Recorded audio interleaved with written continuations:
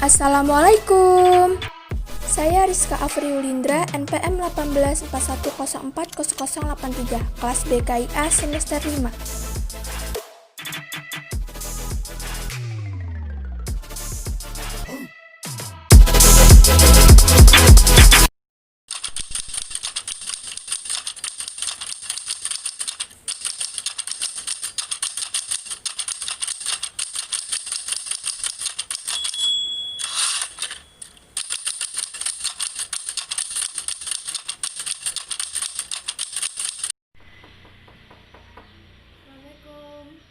Waalaikumsalam, silakan masuk.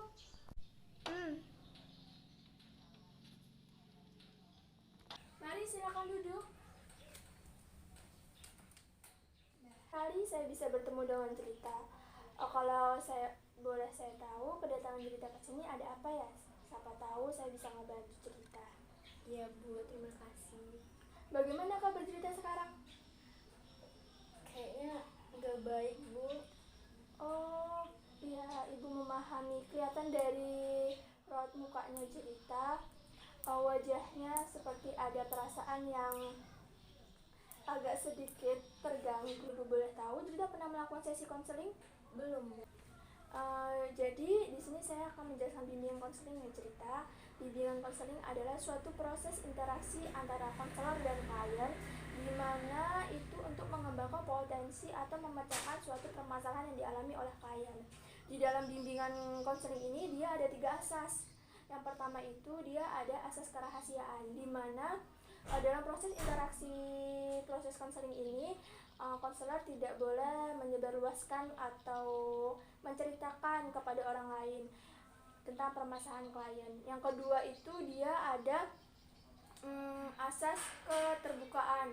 Seorang klien menceritakan suatu permasalahan kepada konselor itu dia tidak boleh ditutup-tutupi, harus sesuai dengan fakta yang ada. 3, ada asas kesukarelaan.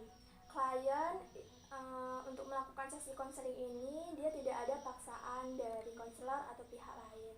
Apa cerita sudah mengerti? Paham Bu. Sudah paham.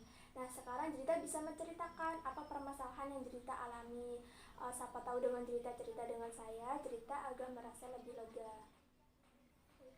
Baik Bu. Iya Bu, dengan senang hati saya akan menceritakannya. Tapi mohon rahasiakan masalah ini karena masalah ini masalah pribadi. Oh iya, tenang saja, cerita tidak usah khawatir. Ibu akan merahasiakan rahasia kok. Oke Bu. Kalau begitu ibu ingin mendengarkan lebih jauh lagi perasaan yang sedang kita alami. Begini Bu, saya merasa tidak percaya diri ketika di depan banyak orang, apalagi presentasi di depan kelas. Iya.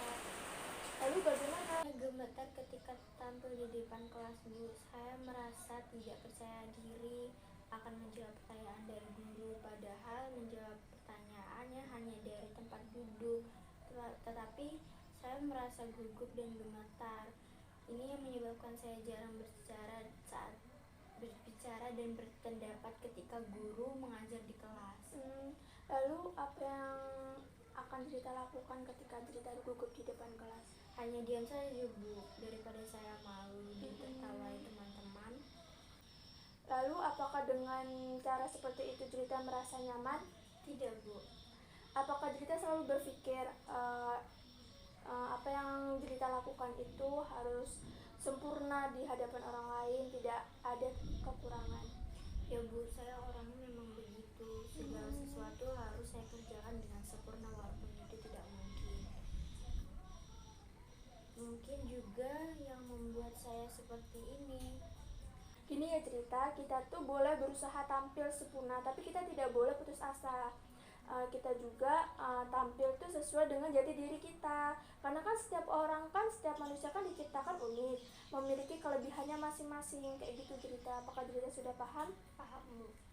Jadi gini ya, sekarang permasalahan kita itu sulit untuk berpresentasi di depan orang banyak. Kita juga sulit untuk menjawab pertanyaan yang diberikan kepada dosen. Apakah seperti itu permasalahan cerita? Iya Bu, saya bingung harus bagaimana. Setiap hari saya berpikir dan berusaha untuk bagaimana caranya agar bisa percaya diri tampil di memahami permasalahan yang Jelita alami tentang Jelita itu, biar Jelita itu bisa presentasi di depan orang banyak dan Jelita bisa menjawab pertanyaan yang diberikan kepada guru gitu ya Jelita. Iya Bu, saya masih bingung Bu. Oh, terus kenapa kok Jelita masih bingung? Saya takut jika nanti saya salah saat menjawab pertanyaan guru ketika saya berpresentasi. Saya takut nanti saya ditertawakan oleh teman-teman saya. Oh, apakah Jelita sudah melakukan hal yang terbaik? Rasanya belum Bu. Oh, terus kenapa Jelita sudah berpikiran yang negatif? Nah itu, saya tidak mengerti Bu. Tapi saya akan berusaha melakukan terbaik Bu agar saya bisa merasa percaya diri untuk menjawab pertanyaan guru. Gini ya Jelita, kita tidak boleh berpikiran negatif dulu, kita tuh harus berpikiran positif. Kalau Jelita berpikir positif, pasti akan timbul kepercayaan diri pada Jelita dan hasilnya tuh bakalan bagus. Apa Jelita sudah paham? Baik Bu. Terus Jelita sudah mempunyai rencana ke depannya apa yang Jelita harus lakukan ketika presentasi dan menjawab pertanyaan dari guru? Pertama, saya akan berlatih dan belajar dulu tentang materi yang akan saya presentasikan. Kedua, saya akan bertampilan rapi sehingga saya akan merasa percaya diri. Ketiga, saya akan berdoa dulu sebelum tampil agar saya merasa lebih tenang. Saya rasa itu yang saya akan lakukan. Nah, bagus. Sekarang Jelita sudah memahami apa yang harus Jelita lakukan. Iya Bu, alhamdulillah saya mendapat cara yang harus saya lakukan. Alhamdulillah. Baik, sekarang Jelita harus terus semangat ya, dan Jelita itu harus melakukan hal-hal yang lebih baik lagi agar Jelita tidak gugup lagi ketika presentasi dan menjawab pertanyaan dari dosen. Sebelum pembicaraan ini kita tutup, bagaimana perasaan Jelita sekarang? Saya merasa lega dan lebih tenang setelah melakukan konseling kecemasan dan ketakutan yang saya alami mulai menurun. Dan juga saya tahu langkah-langkah apa yang harus saya lakukan untuk mengatasi rasa kecemasan dan tidak percaya diri saya. Jadi sekarang saya simpulkan ya Jelita. Jadi kalau misalnya Jelita mau presentasi itu, pertama Jelita harus menyiapkan materi apa yang Jelita presentasi. Sebelum presentasi Jelita membacanya terlebih dahulu, atau malamnya itu Jelita baca-baca, apa enggak Jelita pelajari, Jelita pahami. Yang kedua, Jelita harus berpenampilan rapi biar Jelita itu percaya diri Jelita muncul kalau misalnya Jelita rapi penampilannya. Terus yang ketiga, Jelita berdoa. Sebelum Jelita melakukan presentasi, Jelita harus berdoa dulu kepada Allah gitu ya Jelita. Apakah Jelita sudah paham? Insya Allah saya yakin paham. Apakah masih ada hal-hal yang ingin Jelita sampaikan lagi? Tidak Bu, saya kira cukup. Bagaimana kalau kita tutup? Terima kasih ya Jelita sudah sedia menceritakan permasalahan yang Jelita alami. Sama-sama Bu.